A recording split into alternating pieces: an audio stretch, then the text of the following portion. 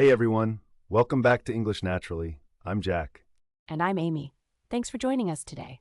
So Amy, today we're talking about something really important for English learners, aren't we? Absolutely. We're discussing how to learn English through real conversations. I think this is one of the most effective ways to improve your language skills. I couldn't agree more. I mean, think about it. When you learned your first language, you didn't start with grammar books, did you? Exactly. You listened to people around you and gradually you started speaking. It was all very natural. Right? So let's dive into this topic. First, why do you think real conversations are so valuable for learning? Well, there are several reasons, actually. First of all, real conversations expose you to natural language. I mean, the way people actually speak in everyday life. That's a good point, because textbooks can be quite formal sometimes, can't they? They can. Don't get me wrong, textbooks are useful, but they don't always show you how native speakers really talk. Like, we use contractions all the time. We say gonna instead of going to, or wanna instead of want to. Oh, definitely. And we use a lot of filler words too, like well, things like that. These make conversations sound more natural and give you time to think. Exactly. So when learners listen to real conversations, they pick up on these natural patterns. It's like learning the rhythm of the language. I like that description, the rhythm of the language. So, what's another benefit of learning through conversations? Well, you learn vocabulary in context. This is huge. When you hear a new word in a conversation, you understand how it's used in real situations. Right.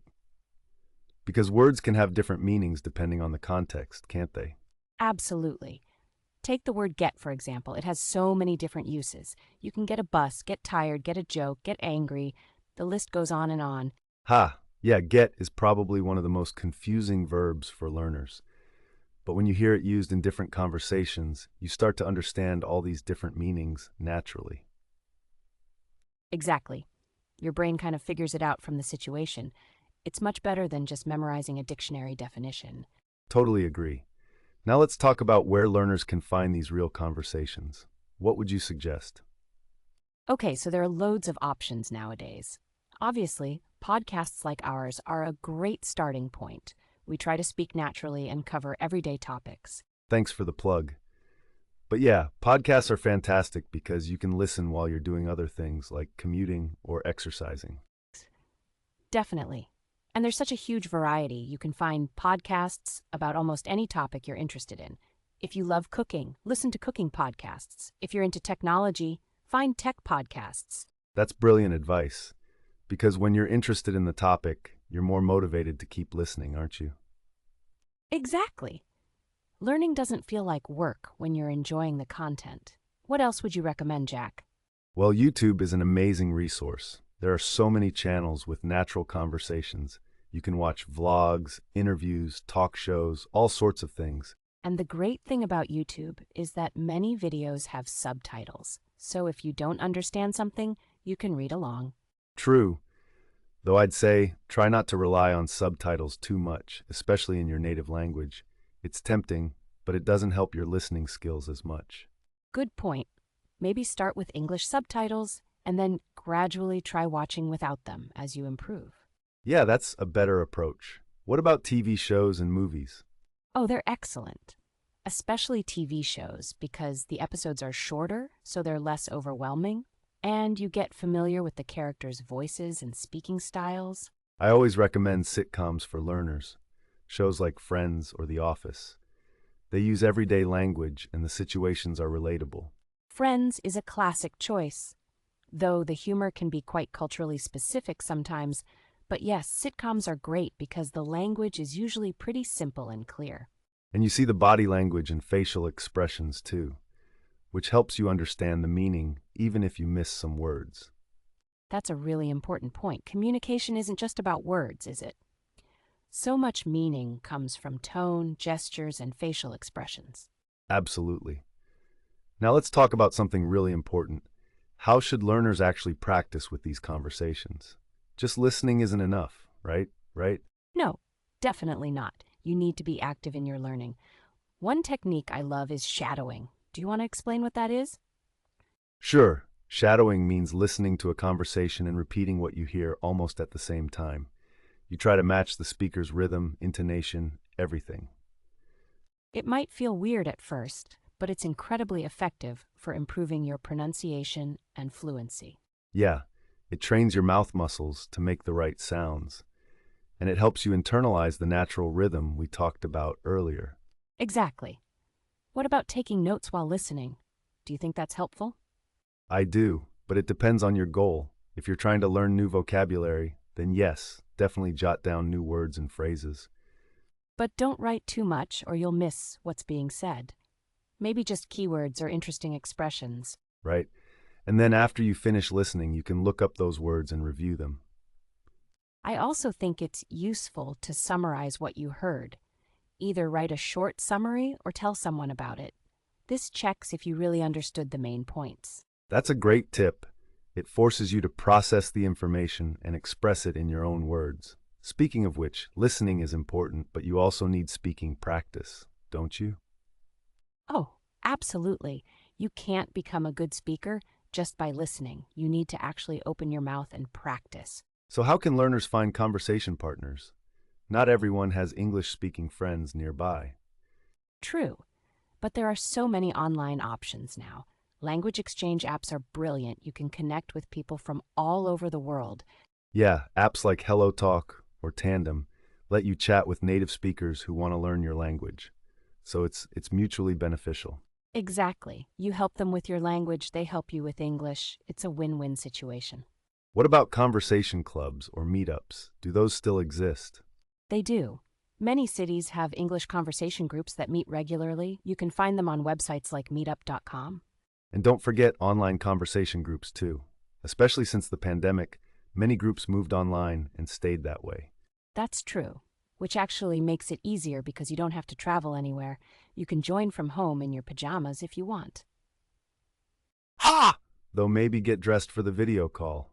But seriously, the important thing is to practice regularly, even if it's uncomfortable at first.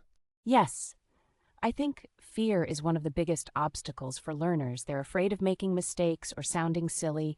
I get that, but mistakes are part of learning. Everyone makes them. Even native speakers make mistakes. Absolutely. And most people are really patient and encouraging when they know you're learning. They appreciate the effort you're making. Definitely. Now let's talk about different types of conversations. Because casual conversations with friends are quite different from, say, job interviews or formal meetings, That's an excellent point. The language you use really depends on the situation and who you're talking to. right? So how can learners prepare for different contexts? Well, it helps to expose yourself to various types of conversations. Don't just listen to casual chats. Watch business presentations, lectures, customer service interactions, all different scenarios. Good idea. Because each situation has its own vocabulary and conventions, doesn't it? Exactly. Like in a job interview, you'd use more formal language. You probably wouldn't say yeah, but yes. You'd avoid slang and speak more carefully. Whereas with friends, you can be more relaxed. You can use contractions, slang, even make grammatical mistakes that are actually quite normal in casual speech. Right. Like saying, me and my friend went to the cinema, instead of my friend and I went to the cinema. Technically incorrect, but very common in casual conversation. Exactly. And that's why exposure to real conversations is so important. You learn these unwritten rules about when to be formal and when to be casual. Let's talk about another important aspect, cultural knowledge. When you listen to real conversations, you also learn about culture, don't you? Oh, definitely. Language and culture are deeply connected. You can't really separate them. Right? Like if someone says, that's interesting in a certain tone of voice, it might actually mean they disagree or think something is strange. But you'd only pick up on that from hearing real conversations. Ha! Yes, British people especially are famous for that kind of indirect communication. We say one thing but mean another. And then there are cultural references, like if someone mentions Thanksgiving or the Super Bowl, you need some cultural knowledge to understand the context. True, or British things like bank holidays, tea time, or queuing culture. These come up in everyday conversation. So by listening to real conversations, you're not just learning language, You're learning how people think, what they value, what's considered polite or rude. Exactly. It's like getting an insider's view of English-speaking cultures. Now, should we talk about some common challenges learners face? Yes, let's do that. I think one big challenge is understanding fast speech. Native speakers can talk really quickly, especially in casual situations, Oh, definitely. And we link words together, don't we? Like going to becomes gonna, or did you sounds like did ya. right? So, what advice would you give to someone who struggles with this? Well, first of all, don't panic. It's totally normal. Start with slower, clearer conversations and gradually work your way up to faster speech. And use the playback speed function.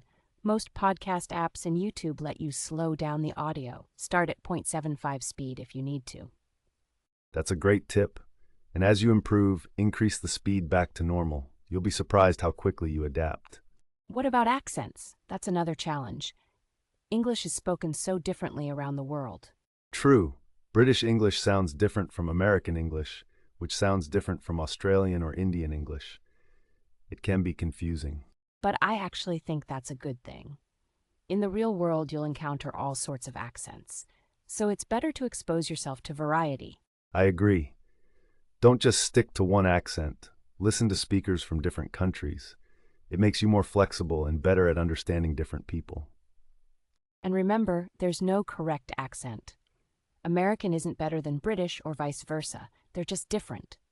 Exactly. Your goal should be clear communication, not sounding like a native speaker from a specific place. Right. Now let's discuss another challenge, understanding slang and idioms. These can be really tricky. Oh yes, idioms especially because they don't make literal sense. Like if someone says it's raining cats and dogs, they don't mean actual animals are falling from the sky. Ha! No, it just means it's raining very heavily. These expressions can be confusing, but they're everywhere in real conversations. So how should learners deal with them? I'd say, don't try to learn too many at once. When you hear an idiom in conversation, make a note of it. Look it up later and try to understand when it's used. And pay attention to the context. That usually gives you a clue about the meaning, even if you don't know the exact idiom. Good point. Context is key. And don't worry if you don't use many idioms yourself. It's more important to understand them when others use them. Agreed. Native speakers will understand you perfectly well without idioms, but understanding them helps you follow conversations better. Let's talk about motivation for a moment. Learning through conversations is great, but it requires consistency. How can learners stay motivated? That's such an important question. I think the key is to make it enjoyable. Choose content you actually want to listen to. Yes, if you're forcing yourself to listen to boring topics, you'll give up quickly. Find content that genuinely interests you. And set realistic goals. Don't expect to understand everything immediately. Progress takes time. Exactly. Maybe aim to understand the main idea at first, not every single word. Gradually, you'll understand more and more. I also think it helps to track your progress somehow. Like listen to the same conversation after a month and notice how much more you understand. Oh, that's brilliant. It's so encouraging to see concrete improvement. Sometimes we don't realize how much we've learned until we compare. Exactly, and celebrate small victories. Understood a joke? Caught a new idiom? That's progress. So true. Learning a language is a marathon, not a sprint. You need to be patient with yourself. Well said. Now, before we wrap up, do you have any final tips for our listeners? Yes, a few. First, be consistent. It's better to practice 15 minutes every day than 2 hours once a week. Absolutely. Regular exposure is crucial for language learning. Second, don't be afraid to make mistakes. They're learning opportunities, not failures. Great advice. What else? Third, immerse yourself as much as possible. Change your phone language to English. Think in English. Surround yourself with the language. Yes, the more you expose yourself, the faster you'll improve. And my tip would be to have fun with it. Learning doesn't have to be serious all the time. Absolutely. Watch comedy shows, listen to funny podcasts, play language games, enjoy the process. Because if you're having fun, you'll stick with it. And consistency is what leads to fluency. Exactly. So to summarize today's episode, learning English through real conversations is one of the most natural and effective methods. You get exposure to natural language, Learn vocabulary and context, pick up pronunciation and intonation, and understand cultural aspects too. Use resources like podcasts, YouTube videos, TV shows, and movies. Practice actively through shadowing, note-taking, and summarizing. Find conversation partners through language exchange apps or conversation groups. Don't be afraid to make mistakes and practice regularly. Choose content that interests you, set realistic goals, and most importantly, enjoy the journey. Well, I think that covers everything. We hope this episode was helpful for you. If you enjoyed it, please share it with other English learners. And don't forget to subscribe to our podcast so you don't miss future episodes. You can find us on all major podcast platforms. We also have a website with additional resources and transcripts of our episodes. And if you have any questions or topic suggestions, feel free to reach out to us. We love hearing from our listeners. Thanks so much for listening today, everyone. Keep practicing, stay motivated, and remember that every conversation is a learning opportunity. Until next time, keep speaking, keep listening, and keep improving your English. See you next time. Bye, everyone.